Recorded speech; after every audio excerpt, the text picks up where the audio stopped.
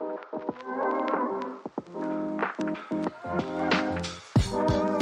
and welcome to the Leading Lounge. I'm your host, Dr. Justin Dubose. Here in the Leading Lounge, we talk with today's leaders and unpack lessons learned and being learned from a career of leading and communicating in their field. These conversations are designed to be both informal and informative, and we want to equip you with wisdom and tools to empower you as a leader where you are and where you want to be. You know, it's always refreshing to find someone in leadership who really cares and is passionate about developing and empowering young leaders. Someone who's made it to the top in a sense and is more than willing to help others who aren't there yet develop the skills they need to get there. And that's what my guest today really is passionate about. His name is Foor, and he's kind of a jack of all trades. He's planning a church in Austin, Texas, and he's actually trying to start a church planting movement there in Austin, Texas. He also works with the district for my denomination, the Christian and Missionary Alliance, with churches to try to help them gauge their health and how can they get more healthy. What are some tools they can use to be more effective at fulfilling their mission and their calling?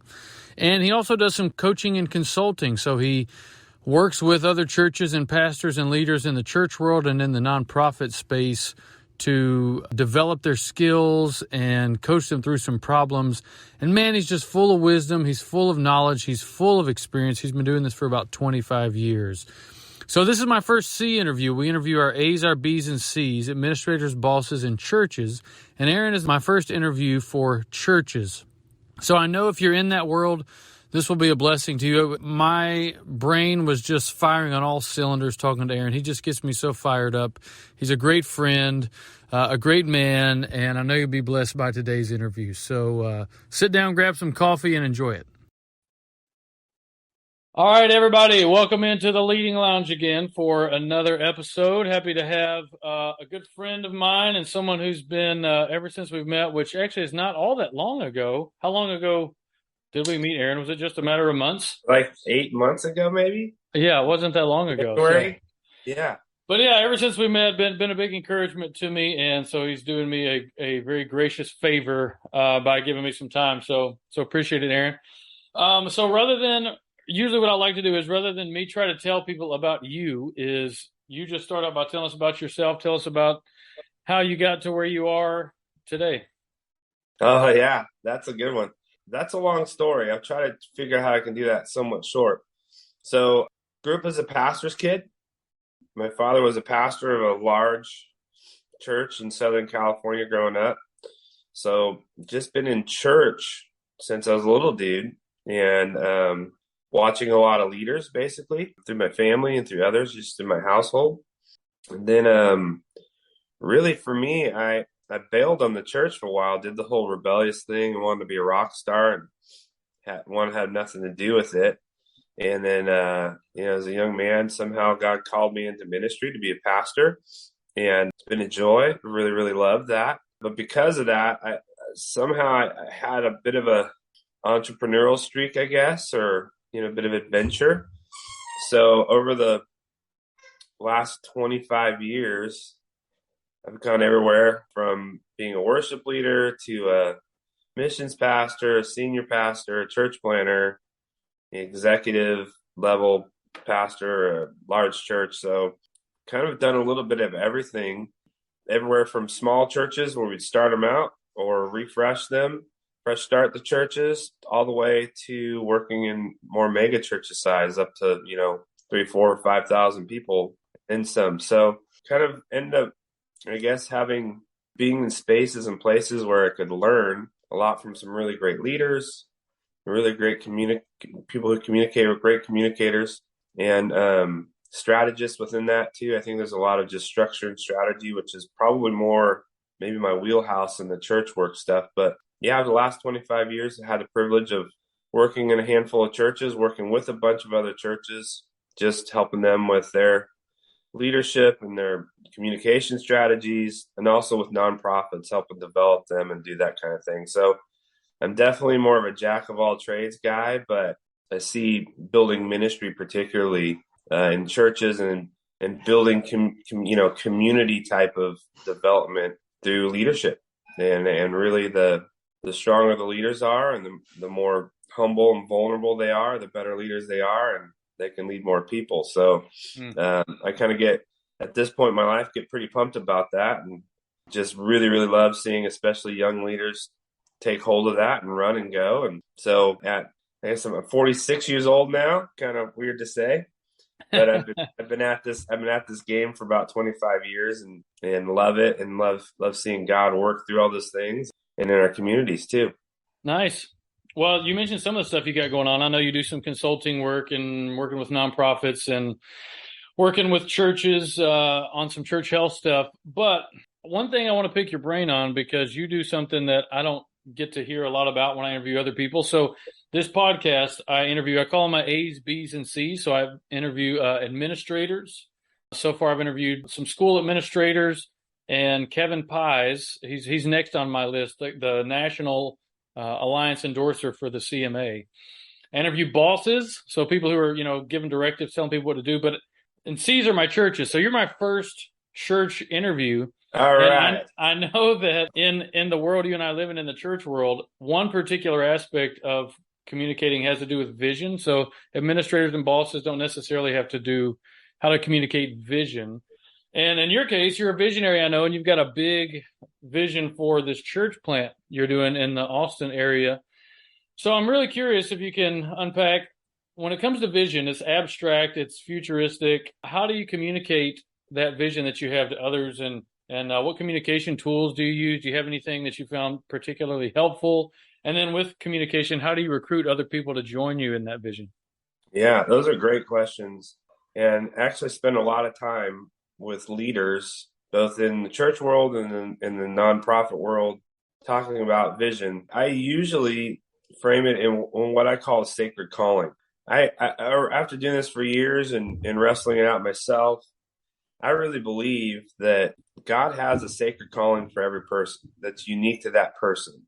And I think and to me, I end up finding that, particularly in Exodus 3, where you see Moses standing at the burning bush.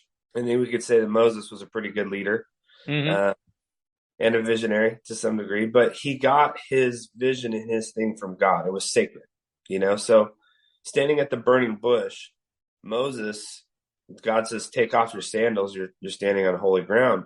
And here's a guy who his community, some would say he was a prince. Some would say he was a murderer. Some would say he's a shepherd. Some would say he's the son of this. People had all sorts of things to say to him about who he was.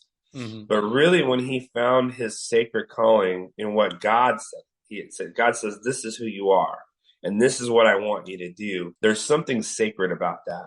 And I think whether you're in the church world, or even the corporate world, or the nonprofit world, wherever you're a leader at, I think there's something at the core of us. And even if you don't believe in the God of the Bible or those types of things, I think that there's something in us human that is sacred to us about our calling, about what we're supposed to do. And so the beginning part for me about vision is knowing who you are.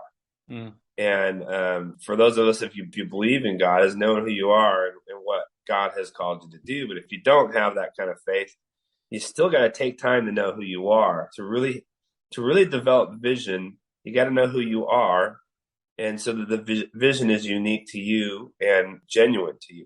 Mm-hmm. Because many times when we get into conversations of vision, I'll find that people really start with some sort of copycat thing, where I saw this corporation do this, I saw this nonprofit do this thing, I saw this church do this kind of thing. And the reality is, you can't do someone else's vision. It's got to be yours. The ones who communicate that well, they have that at the core of them. Communicating is easy after you know at the core what your vision is. And I think that takes time to develop. I think that takes a failure. There's a trial and error type that thing. But real inspiring vision, which people will follow, requires a bit of vulnerability on the leader, not a bit, probably a lot, to take off your sandals, as you say, and stand on holy ground, or whatever, wherever your faith is that takes you to the sacred places. That's okay too. I just express it to the Christian faith because that's where my heritage is for sure. But knowing who you are and being confident of that allows you to develop vision. It actually allows other people to even help you develop vision. Right. Otherwise, you're just carbon copying some other things. So before we even get into nuts and bolts about what a good vision is and how to structure that and do that stuff, is do you know who you are? Do you got to do some work to get to there?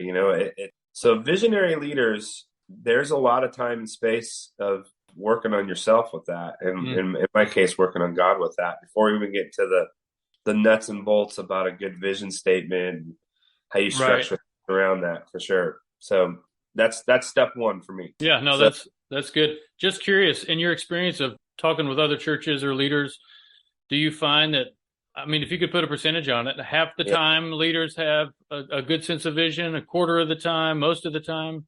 What would you say? Oh, yeah, I would say 90% of the time people are copying someone else. And that's okay because it gets you started in thinking into whatever, it's part of our job as good coaches and consultants to move you from the carbon copy to something that's really you. Right. And challenge you on that. But in those conversations, getting your own motivation and those types of things, why are you in this? What are you doing it for? But yeah, I would tell you that, and it's a problem. I mean, we could walk into an organization or a church or a nonprofit, and I can go, oh, they're trying to do what they did over there. Because we all see this, especially now with the internet, with social media, we see everything, right? So, and there is those old things that says, hey, everybody kind of copies somebody. We're all plagiarizing somebody. And to some degree, that's true. And we should look at that more as inspiration. But I would tell you, in my experience, about 90% of people, right at the beginning, that's the hardest part. That's the hardest part to get them over. So it's very rare that you find particularly young leaders that have that kind of genuine, this is real, this is raw, this is a lot of conviction around it. There's a season in your life when you kind of have to copy and, morph it and figure it out and stuff. Yeah. But that's kind of part of the process. But no, I think, in fact, I'll tell you, the majority of the people who are struggling, whether it's church, nonprofit, or other organizations, I can usually kind of pin it back to that vision, that sacred calling part of it. Because I don't think you can build positive movement off of somebody else's stuff. To get people to really buy in, to be excited, it's got to be real. It's got to be inspiring. And someone else's stuff is just not that. So, right. And like you said, or I think you said, people know whether it'll be pretty obvious whether it's genuine or not. Yeah, absolutely. Yeah. So, all right. So let me fast forward. Let's say I hire you and Church Works, and you come help me work through my vision piece. So now I got it. So you're in Austin. You've got this big vision. So the nuts and bolts of like communicating that vision, because I often find that I got the vision piece, but somewhere between my head or my heart and my mouth, it just doesn't come out. It's like a fog machine, man, like a smoke machine when I try to lay it out for people. So once you get it in your heart, how do you communicate that to others? And like in your case, you found anything in particular with like this post-COVID, a lot more remote kind of virtual stuff that gets the job done in terms of communicating to other folks? Yeah, I think the principles are still the same post-COVID as they were before. You just have a different formats changing. But I was always kind of taught, and it's kind of rung true. If you can't do it simple, if you can't simply say it fairly quickly, then it's not good. And the hard work is taking these big statements, these big things, and getting it down to the core and the roots of it. You need to be able to say it pretty quickly, and it come out of you naturally. That's part of going back to the sacred calling part of it. If it's genuine, if it's from you, it's much easier for you to say it in short and long ways. But they all connect. There's a consistency in that. So I think the issue is not so much, and we've been kind of tailored to say everything has to be really short, and it does in certain venues. But really, the biggest thing is being consistent and integrated. That's when you can kind of see if you have strong vision, when your communication is starting to break down, because you can go, okay, I have this on my social media, I have this on my web, I say this in the public thing. Those things aren't all lining up. If they're not integrated and connected, well, you end up really finding yourself, you're not communicating well. You're communicating 3 or 4 different things. So the average, in marketing terms, the average person needs to hear and see something 7 times before they engage with it. So that tells you, like, if you're at a church and you're trying to propose, this is our vision, this is where you got to really hammer that thing down. Yeah. If you start a startup, you got to do that same kind of thing to get your message and your branding out there. If you're a nonprofit, you got to hammer it down. So what ends up happening when you're communicating vision and you're communicating those things, you start to second guess yourself, because you go, oh, wow, I've said this like a lot. Are people tired of me hearing about it? And I'm like, no, keep saying it, keep doubling it, keep refining it, keep after that, keep driving that thing in there. And so the communication side of it is much more integrated and connected and intentional. But if you've never done it before, you feel like, hey, did I say this already to this person? Yes, you did. But you got saying it. So the communication, for me, after you have vision, it becomes awry when it has like these loose ends of like, well, they communicating this or that or that. I don't know. It makes it hard to follow. So yeah, no, that's a good point. I can remember distinctly when you were talking about that. I was in a board meeting one time at a church, and I was looking around at my elders, and I just asked, am I saying something? Am I unclear? Like, I feel like I've been saying this over and over and over and over again. Should I just move on or pick a different message? And basically their advice was like, no, we'll just keep hammering it. Just keep throwing it out there. And so I can definitely sympathize. And I think anybody who's tried that can sympathize with, I feel like I've said this more than enough, and maybe it's just time to move on.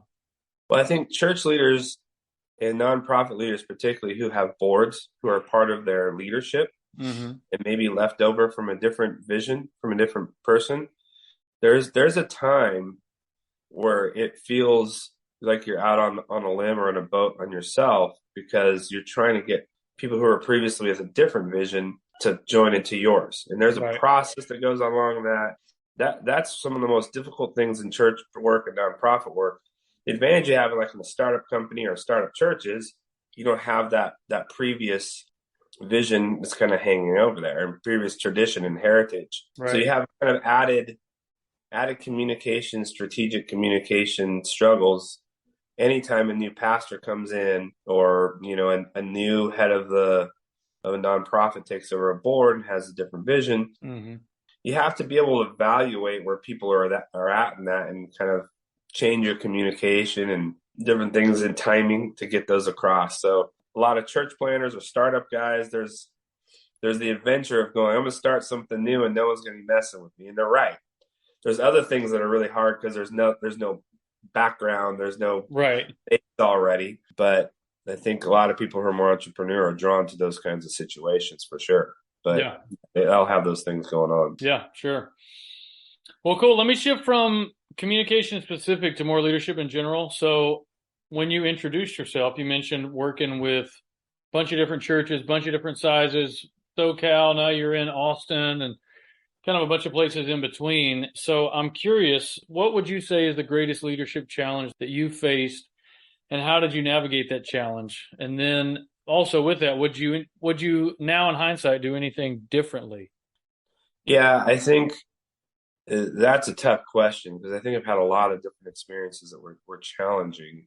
But I think anybody who's somewhat entrepreneurial doesn't call them challenges, they're just opportunities. You know what I mean? That's kind of built into the DNA. So I think right away, for me, when I'm even looking for leaders, do they have that part of their DNA, right? Are they challenges or opportunities, right? But I think maybe one of the greatest opportunities I had that was a challenge was taking over a church that was dying. And I was recruited by the CMA to start a new program called Fresh Start, which I'm still part of their network. The challenge that lied ahead was they had a church that basically had long history, had a building, and paid for building, but it was kind of run down, and they had just a handful of people who were older who were just kind of hanging on, you know. Mm-hmm. And so when you look at, so the opportunity is, can you help that remnant group of people catch a new vision and then begin to keep them and morph them into something new, and then basically plant a whole new church out of that with the resources and the things we had to do there. I was pretty, young and clueless about what it would actually take to do that, and just said, yeah, let's go do it. But I think it was probably one of the greatest challenges I've faced. And I've sat with boards of large churches and on them, and some heavy issues. Mm-hmm. But there tends to be some protocol towards that. So you can look at some best practices. This was kind of out there nowhere. And the question was, okay, well, these guys who maybe in their 70s and 80s, will they follow a vision for something new that would really reach people in their community and bring a life-giving church to this place that really, really needed it? I'm a young pastor, and I'm given authority in this place, which I don't know why they were thinking that, but they're like, oh, he can talk and play guitar. We'll make him be in charge. But the hard part is, you had people who were so connected. They connected so much of the sacred stuff that I was talking about. They connected, and this is very common, so much of that to some of the traditions and systems, and rationalized it that was the right thing to do. Right. Well, just not slowly, but quickly dying there. So the challenge and the opportunity was, how do we help care for that group of people and really care for them, but also help them move to a place where they would embrace something new and participate, Right. Because you can do those things and just say, hey, we're going to lose people and whatever, we'll just start it over. I mean, I had some older gentlemen in my office pretty quick in that lit me up for about 2 hours, telling me that I wasn't good enough and didn't know what I was doing and everything. And they're probably right. Right. But nonetheless, I was there,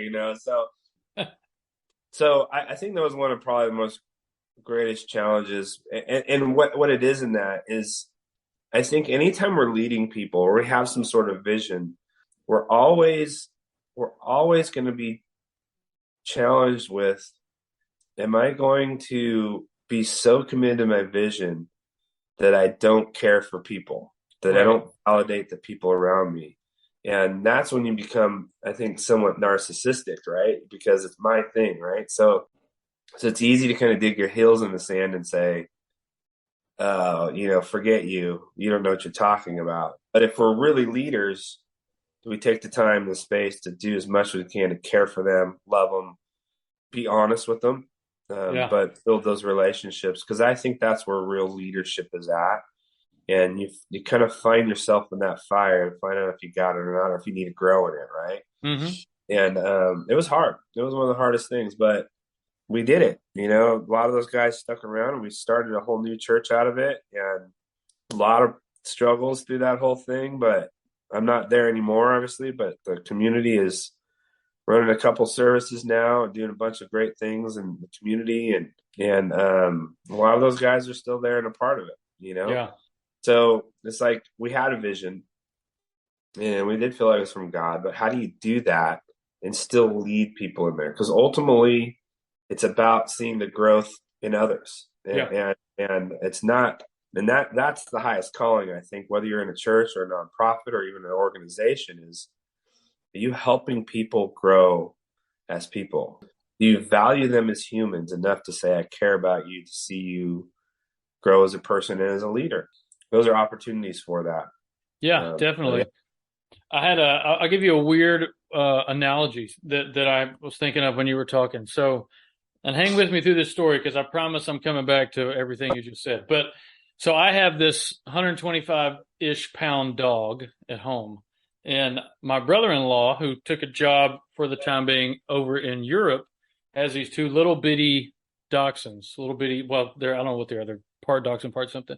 And so every night I take the big dog in one hand and the two little dogs in the other hand, and I go from my house to the hospital, which is, down the street and back. So I'm trying to equate this to church leadership. If the vision is we're going to get to the hospital and we're going to run around for a second and then we're going to come back, the problem is every single night, the big dog pulls me. He gets out in front of me and he like drags me along, and the two little dogs are falling behind. And so it's this constant game of pulling the reins on the one who's out front and kind of pulling up, pulling these guys back towards me. So you don't just take off and go. You have to work with the ones that you have to get there. And some are way out ahead of you and some are far behind you. And sometimes they're going two different directions this way, but you're constantly trying to kind of steer towards the destination. So yes, I was thinking on an experience I had, church leadership experience, and the hardest lesson for me to learn in that was the vision piece was there. That's kind of ingrained in me. I think you and I are cut from the same cloth, but it was the people that were with me, they're like pulling me in all these different directions. And I came into it thinking, all right, you guys are just going to be nice. You'll kind of drag the sled. You'll be out in front of me.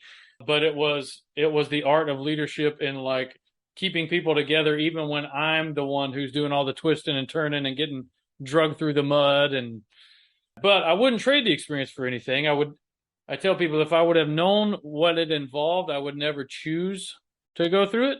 But coming out the other side, it's like, man, there's no other way I could have learned those valuable lessons rather than just jump in there and do it.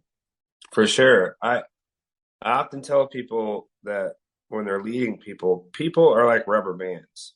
And if you start to understand this, that they'll morph and stretch, there's a breaking point. Mm-hmm.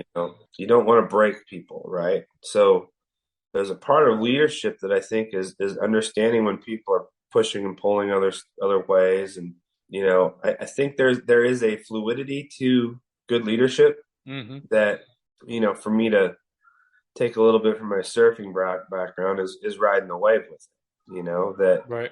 Go in the direction, but it kind of flows back in this way and you kind of roll with what's happening. And so I find the guys that are too black and white and too just like it's got to be exactly this, they struggle with vision and leading people in difficult circumstances because they want to get it checked off the list. Yes. People are going to pull one way, another way. And I don't care if it's a huge corporation or a nonprofit or church or whatever else. It's just human. It's just what we do.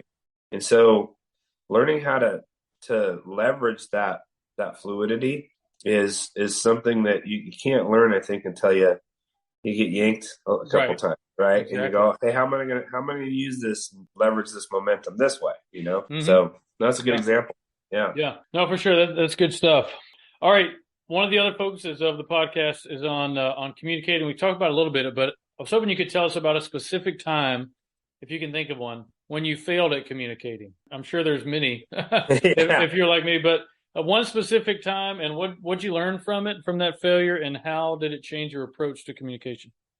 Yeah, I failed a bunch, and I think that's a part of the process. In fact, I really encourage nonprofits and churches and other things is to make space for young leaders to fail. I think we have, with the current temperature of culture from social media and everything, there's just such an expectation for everybody to be perfect. Mm-hmm. And I think communicating, especially on this level, you have to fail. I mean, you have to be willing to try and fail. Yeah. I love Dave Grohl from the Foo Fighters. He had a thing one time about, he was talking about American Idol. And this is a rock and roll guy. And he says, this whole American Idol thing where you wait in line, you sing a song, and you get famous in like 2 minutes, is just not real. He said, you should go down to the pawn shop and buy horrible instruments and play in your garage and play horrible music and piss off your neighbors and be horrible for a while. Like, that is part of the process, right? It is actually the most important part of the process. And so I absolutely think we should accept failure as a part of the process when it comes to communicating, especially for young leaders. Have grace on them. Let them get instruments from the pawn shop with whatever they're doing and try. and try, because you will not learn those things in a certification or some sort of training, or I went to a speech class or whatever else. There's just nothing that replaces standing up in front of a group of people and having to deliver some sort of message or communicate something digitally until you just do it. Yeah. And so I think that is the, because I failed a bunch out of it. And I think from those failures, I mean, just for example, when I first was starting to preach, I thought, man, I got to really wow these guys with my theological knowledge at 25 years old. And, my sermons were like super long. And thank God people had grace with me. And I mean, because I look back and I'm like, those were terrible. Just horrible. Like, I don't want to listen to myself. I know that experience well. And then the same thing with leading worship, which is another artistic. I'm an artist, so it comes from that place too. Leading worship, and it's like, man, that was bad. Or I was trying to do this, but people had grace on me to let me develop that craft and to give time for that to incubate and percolate. So my biggest thing is give people space to fail. Don't expect them to be perfect right out of the gate. And so you may even have someone who's older who's just like, man, I'm ready to start communicating my vision. I'm ready to start leading this thing.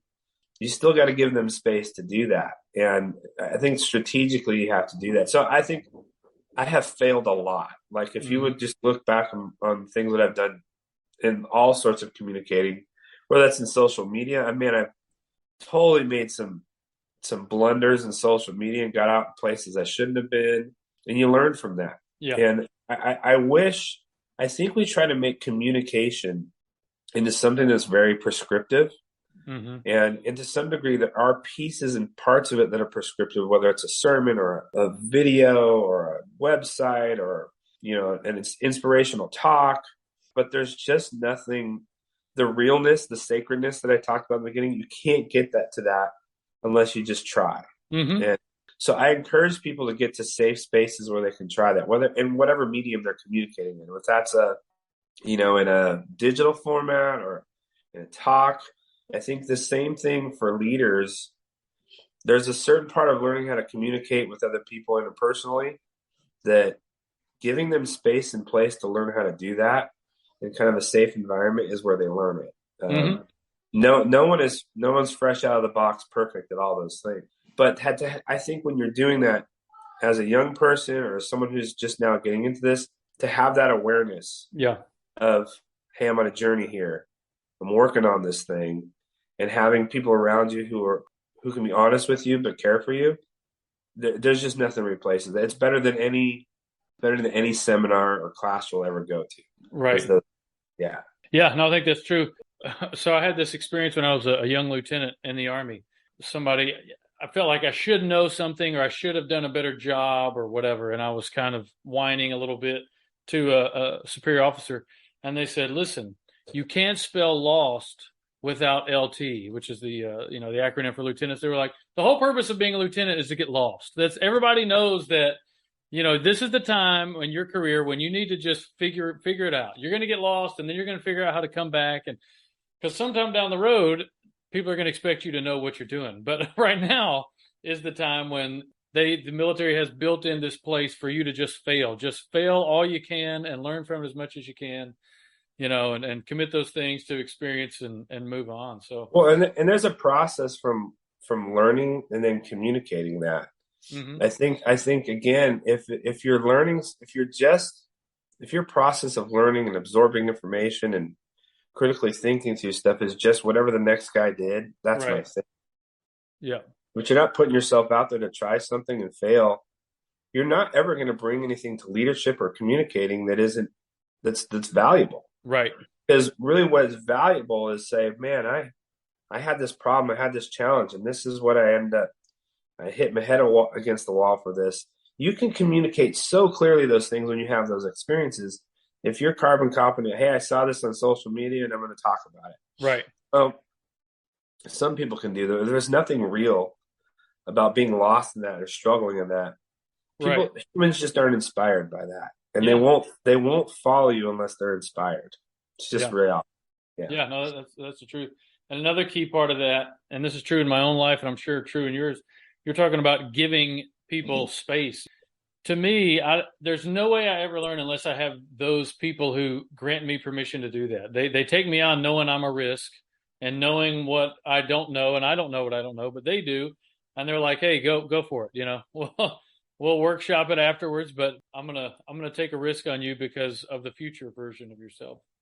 Yeah, and those kind of leaders that take risk on us, I mean, those guys are the heroes, Yeah, right?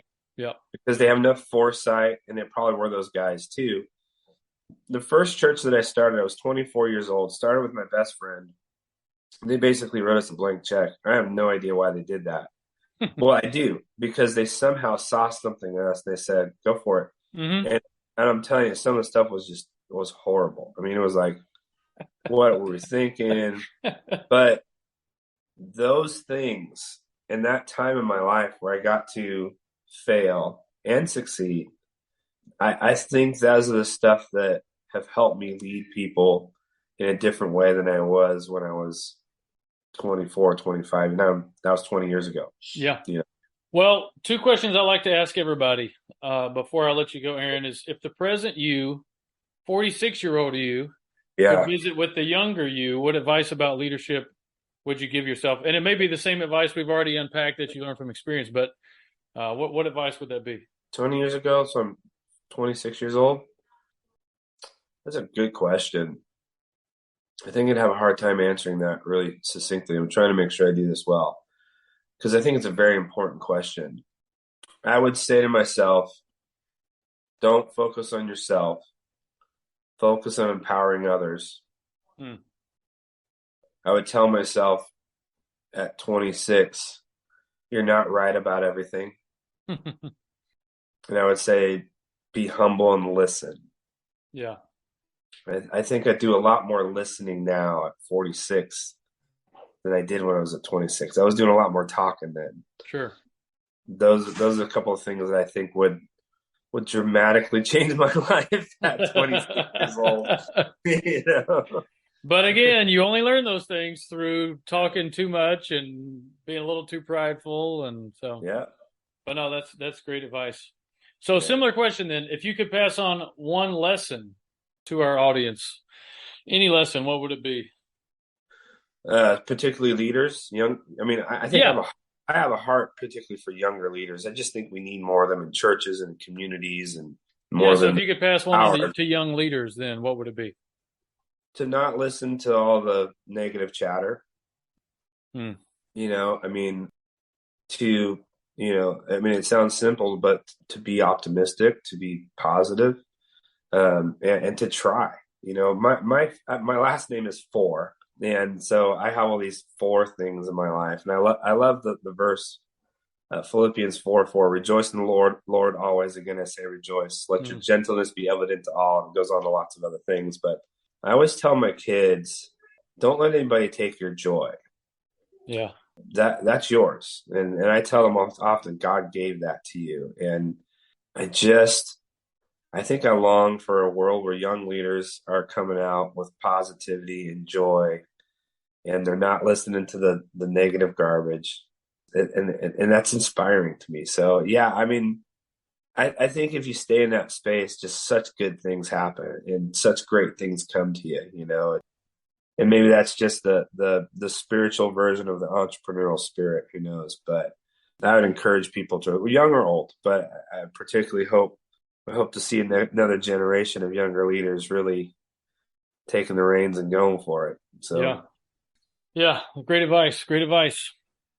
All right, last question, Aaron. So, for folks listening, how can they find out, excuse me, more about you and the good work you're doing? yeah, I mean, again, I'm a kind of a jack of all trades guy, so I have the privilege of being in lots of different areas. So I work at the Alliance South Central as their church advanced specialist. And you can always get a hold of me there, Aaron at alliancesouthcentral.com. I also have a nonprofit company that's coaching and consulting. It's churchworksministries.com. And we focus mainly on consulting and coaching churches and nonprofits, everywhere from redoing your digital presence, including integration with data management and all sorts of nerdy stuff, and helping you redo your church, or just giving advice and all leadership things, all that kinds of stuff. So churchworksministries.com is where you can see some of what we do there. There's a handful of guys. We do all sorts of stuff, even helping people with fundraising. I always tell people we try to help people learn how to do fundraising without feeling like a used car salesman. So you don't feel slimy. That's kind of a little bit of our pitch in that. And then, I'm starting, it's the new, I'm definitely in the phase where I'm just kind of building the plane where I'm flying it with 40 church movement is what we're calling it, and birthing it out of here in Austin. But the vision is that we would, and you go to 40churchmovement.com and see some of what we believe and kind of what we're about there too. But it's this idea, I've grown up in the church, worked at high levels of church ministry, and just have had vision and felt calling towards, does church have to be this way? Can we take some of the good things we've done and in different phases and kind of morph them together? So the vision for this is we're meeting once a month on a Sunday night to worship, pray, to hear from God. And then we're really trying to empower young leaders and other people to start what we call little churches all around Austin and maybe even San Antonio and other places, who knows. But that organic side of just really empowering people to really be pastors. And, I just, the disciples that hung with Jesus, none of them had degrees or training or whatever. We've ratcheted this thing up so hard that you can't have just a common man lead people. And I think we've taken all that away and given it to just a very small group of people. So it's a little bit of a power of the people type of thing. And it's very much in motion and fluid. But man, we love for people to join the discussion in the community and say, hey, what about this and that too? So it is a one big experiment at this point. Yeah. But we're gathering people and sharing that vision and seeing what happens with that. So, you can email me at any one of those places and those websites, and you can find me on Instagram at Foor, Foor 44, and Aaron Foor on Facebook too. And feel free to message me I'd love for people to just join the discussion, because I think we're out in a very entrepreneurial. I see the challenges about what modern day church has created, but I still feel this calling, this sacredness about the ecclesia, the church, what it really is. And so I literally am, as I mentioned earlier about riding the wave, and I'm a very systematic process guy. I've really just kind of been relying on God and saying, okay, we're going to ride the wave and see what you give. It's going to be super organic. So I'm sure I'll start to have some more structure as we go along, but right now it's just fun. Yeah. And so a couple meetings we've met in the park and played some music and hung out, and it's been interesting. So we're having fun with it. Yeah. So if you're listening and you're interested in giving me your thoughts, or, want to join the movement or whatever else, I'd love to talk with you. Yeah, you're definitely practicing what you preach in terms of the surfing analogy. Just ride the wave and zig and zag back and forth. Well, hey man, I really appreciate all of that. I could have these conversations with you for hours and hours and hours. Me too. So thanks for sharing a little bit of it, and you've been nothing but an encouragement to me. And just praying that God would give you joy and encouragement and wisdom with all those different things you're doing. And bless you, brother. So thanks for joining me for a little bit. Well, thanks for having me, Justin. You're doing I love what you're doing, and I want to encourage you as another young leader. It's just refreshing to see you stepping out and doing that, and I hope a lot of people will listen and engage, and I think there's really, really a lot of benefit from this kind of discussion. So thanks for doing this, bud. Yeah, you're welcome, and thank you all for tuning in, and we will see you next time.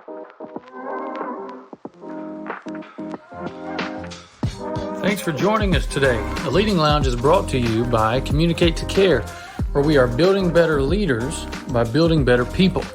For more information, visit us online at www.communicatecare.com. This is your host, Dr. Justin Dubose, and we'll see you next time, right here in the Leading Lounge.